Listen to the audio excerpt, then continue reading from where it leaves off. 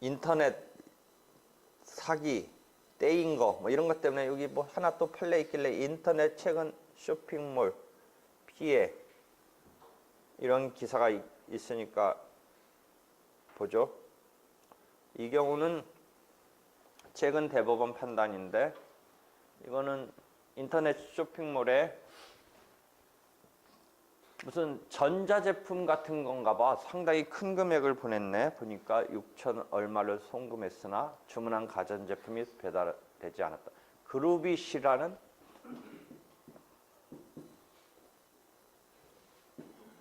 여기서 전자제품을 떼다가 이 사람이 개인 소비자가 아닌데 이 사람도 개인 소비자가 아니라 무슨 도매업자인데 이 도매업자가 왜 정식으로 물건을 공급받지 않고 이 쇼핑몰에서 그러니까 사서 하려고 했는지는 모르겠네. 왜 그런가? 쇼핑몰에서 이런 전자제품 같은 거는 이 판매하는 이런 흐름이 무슨 제대로 있을 텐데 판매점 뭐 이런 게 있을 텐데 이 사람은 왜 이 쇼핑몰에서 가전제품을 주문해서 개인적으로는 아닌 것 같은데 이 정도를 산다는 거는 자기도 또 중간 도매 비슷하게 팔려고 했던 것 같은데 그만큼을 보냈으나 주문한 가전제품이 배달되지 않았다. 이에 B씨를 사기 혐의로 형사 고소하고 손해배상 청구 소송을 냈다. 이건 별도로 손해배상 청구 소송을 냈네. B씨는 쇼핑몰 운영에 지금 B를 상대로 낸 거지, A가. 근데 이제 B가 뭐라고 하는 거야? A가 여기다 돈 보내놓고 지금 이제 사기당했다라고 하고 B를 손해배상에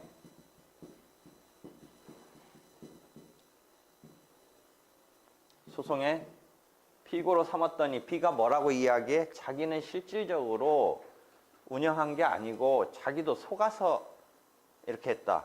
근데 자기가 이름은 빌려줬는데 자기는 실제 K씨라는 사람으로부터 자기도 속았다. 뭐 이런 취지의 답변을 했어요. 그래서 1, 2심 재판부는 지금 이제 형사사건에서 이제 이 사람을 형사적으로도 사기를 걸었는데 형사적으로 수사를 해봤더니 B가 이름은 빌려줬지만 실제 명의를 대여하고 했지만 실제 운영은 이제 K라는 사람이 했으니까 적어도 B는 처벌할 수 없다라고 판단을 한 것 같아요. 보니까 여기 보면 검찰도 B씨가 K씨로부터 정상적인 쇼핑몰을 운영한 것으로 속아서 일을 하게 된 것이라는 주장에 신빙성이 있고 그다음에 공모자급도 아닌 것 같으니까 해서 혐의 없음 처분을 했다. 혐의 없음 처분을 한 거죠. 그러니까 검찰이 혐의 없음을 처분했으니까 형사 재판까지는 안 갔어요. 형사 재판 가서 무죄된 건 아니고 검사가 혐의 없음으로 불기소했죠. 기소를 하지 않았네요. 형사소송에서. 그죠? 그러니까 혐의가 없다. 공범도 아니다. 근데 조금 이름 빌려주고 했는데 뭐 전혀 자기는 그렇게 책임이 없는 것으로 된 거 이렇게 지금 하는 게 이제 보통은 진짜 이 사람이 몰랐나 뭐 나는 조금 의아는 한데 하여튼 지금 판단은 형사적으로 무혐의 처분이 됐죠. 그러니까 이게 형사소송 사기로 거니까 형사소송에서 그 어떤 수사가 되면서 자료가 막 나오는 거죠. 이게 스스로 손해배상에서는 이 나쁜 놈이다 사기당했다 이걸 스스로 자료를 수집해서 이제 손해배상을 받고자 하는 데 있어서 이 형사소송에서 사실은 사기가 되고 그거 끌어다가 이제 그래서 나쁜 놈이다 돼가지고 돈 내가 띄인 거 돌려받겠다 이런 식으로 돼야 되는데 지금 형사사건에서는 어찌됐건 이 B는 몰라서 K한테 이용당한 것처럼 이제 그렇게 돼서 무혐의가 됐네요. 근데 일단 민사손해배상에서는 역시 이 검찰의 판단을 토대로 저번 때 얘기했듯이 우리가 형사 고소를 해놓고 거기서 내려진 판단이 꼭 민사하고 이꼴은 아닌데 대부분 그런데 이꼴로 되는 건 아닌데 대부분 그게 그대로 판단의 자료로서 뭐 같은 방향으로 갈 가능성은 거의 대부분이죠. 왜? 지금 형사적으로 검찰에서 무혐의가 됐으니까, 혐의가 없다고 했으니까 민사에서도 사기, 뭐 고의 이런 거, 왜 우리가 민사에서도 손해배상을 청구하려면 민법 750조에서 가해자의 고의 뭐 이런 게 있어야 되고, 아니면 과실이 있어야 되고, 뭐 위법해야 되고 등등 요건에 비춰서 이 사람에 대해서 검찰의 판단을 토대로 그런 사실은 있지만, 송금하고 제품을 받지 못한 사실은 있지만 원고를 기망해서 돈을 편취한 불법 행위를 이 B가 저질렀다고 인정하기에는 부족하다 해서 원고 패소 판결을 했어요. 원고가 황당하잖아요. 지금 돈 보내고 뛰었는데 형사적으로도 무혐의가 나오고 지금 민사적으로도 손해배상해서 패소했잖아요. 그죠? 되게 황당해졌네요. 그런데 하지만 대법원의 판단은 달랐다예요. 잘 보세요. 대법원은 결국 원고 승소 취지로 사건을 다시 환송했어요. 여기서 사실은 변호사가 유능했으면 어떻게 했었어야 돼요? B 자체를 직접적으로 A한테 사기친 당사자로 걸었더니 인정이 안 된 거예요. 왜? B는 K한테 속았다. B는 K한테 속았고 자기도 전혀 이렇게 된 거는 몰랐다라고 했는데 구성을 어떻게 했었어야 되냐면 사기로 했을 때 이 검찰에서 지금 인정이 안 되고 있으니까 민사에서도 사기로 손해배상은 인정, 사기 자체를 원인으로 한 인정은 안 될 것 같으니까 뭘로 걸었었어야 되냐면 이게 지금 본인이 소송을 하는 건지 변호사가 있는 건지 민사사건에서 봐봐야겠는데 그게 그러니까 여러분이 본인 소송하고 실제 이제 잘 이 공격을 해야 되고 이론 구성을 해야 되는 것에서 여기가 느껴져요. 이거 어떻게 했었어야 돼요? 그럼 그 말 자체는 그대로 받아들이되 B가 이 쇼핑몰을 명의만 빌려주고 K가 주도를 한 꼴이고 B는 영문도 모르고 이름만 빌려준 상태에서 무혐의가 되고 민사적으로도 지금 손해배상이 인정이 안 되는 판국일 때 어떻게 구성했었어야 돼요? B한테. 지금 K는 뭐 잠적하거나 뭐 찾아봤자 돈이 없거나 K를 직접적으로 타깃으로 하는 것도 생각을 해볼 수 있는데 하여튼 지금 B를 물고 늘어지려면 어떻게 해야 돼요? B한테 이 책임을 기소시키려면 B한테. 내가 좀 아까 얘기했는데 B가 이름은 빌려줬어요. 근데 지금 K가 B의 이름을 가지고 이제 이렇게 해서 장사를 벌리면서 일을 저질러 놓은 거예요. 근데 B는 이름을 빌려줬어요. B가 이름 빌려준 거는 지금 자기도 이름을 빌려줬을 뿐이다. 뭐 영문은 잘 모르겠다. 이런 취지가 먹힌 거잖아요, 지금. 그러니까 B를 타깃으로 어떤 식으로 이론 구성했었어야 돼. 순수하게 사기로 해서 손해배상 말고 뭐를 했었어야 돼. B를 올가멜라만.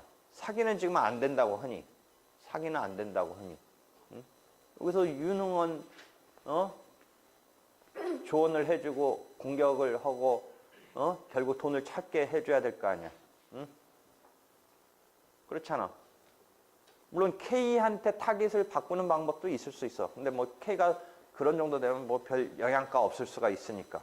B를 계속 타깃으로 하는데 지금 사기로 인한 손해배상은 이렇게 흘러가다가는 안 되는 거야, 지금. 나 이거 뻔히 돈 간 거고 자기네들도 인정하면서 돈 갔다는 것도 인정하면서 그놈아가 이름도 써가지고 나 억울해 죽겠는데 이거 돈도 갔고 지금 제품 못 받았고 그 사람 이름으로 지금 나온 것까지 다 인정하면서도 아니라는데 이거 어떻게 해? 상법에 명의 대여자의 책임이라는 게 있어. 명의 대여자. 아까 내가 그랬잖아. 이름 빌려주고 어쩌고저쩌고. 상법에 보면 명의 대여자가 책임을 져야 돼. 그 이론 구성을 했었어야지. 그래서 쭉 내려봐. 대법원이 딱 그 얘기를 해주는 거야. 그렇게 되니까 그럼 1심과 2심에서 어떻게 했었어야 돼? 이 사람이 뭔가 이 객관적인 사정을 이렇게 돈 보냈다가 그래서 내가 당했다. 그놈한테 그놈아가 인터넷상으로는 명의가 B로 돼 있었다. 근데 지금 뭐 흐름은 K가 한 거고 B는 이름만 빌렸다라고 했으면 거의 이 사람의 억울한 거 본인이 뭔가 지금 법리는 잘 구성 못하지만 결국 그런 상황에 맞춰서 법원이 어떻게 해줬었어야 돼. 잘 서포팅 해줘서 어떤 얘기를 하게끔 해줘야 돼. 어떤 얘기를 하지 아니한 채 판단해 줄 수는 없어. 왜 그래? 변론주의 때문에. 주장을 하고 그것을 뒷받침하는 증거를 내서 입증하지 않는 이상은 법원이 해줄 수는 없지만, 그렇지만 그 비슷한 언저리까지 갔을 때 잘 이렇게 서포팅 해주면서 그런 얘기를 하도록 유도를 해줬었어야 된다. 뭐 등등 우리가 변론주의의 보완에 대해서 뭘 배웠어? 성명권을 민사소법 배웠잖아. 대법원이 그 얘기를 하는 거야. 잘 봐봐. 재판부는 판결문에서 쭉 내려봐. 그래서 원고에게 K씨와 연대해서 그 명의대여자는 그 지금 B는 K와 연대해서 상법상 24조에 따라서 손해배상 책임이 있다.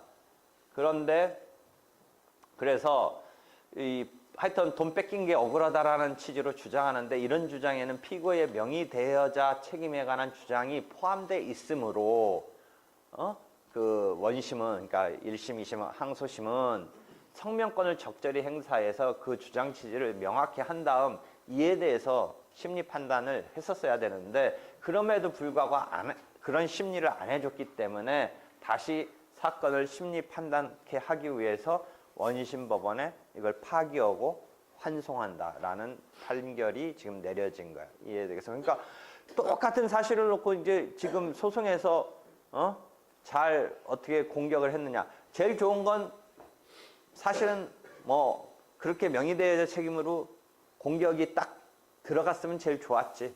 그렇게 해가지고 들어갔으면 좋은데, 적극적으로 그렇게는 안 했지만 이 전체적인 상황에서 이 사람이 주장하는 것은 명의대여한 거.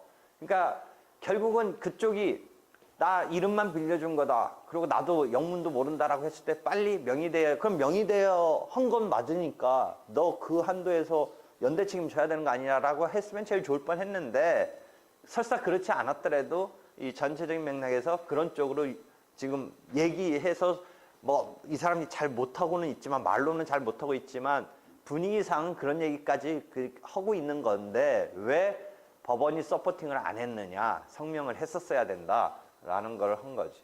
그러니까 이건 성명권을 조금 이렇게 적극적으로 해준 것에 가까운 성명이지.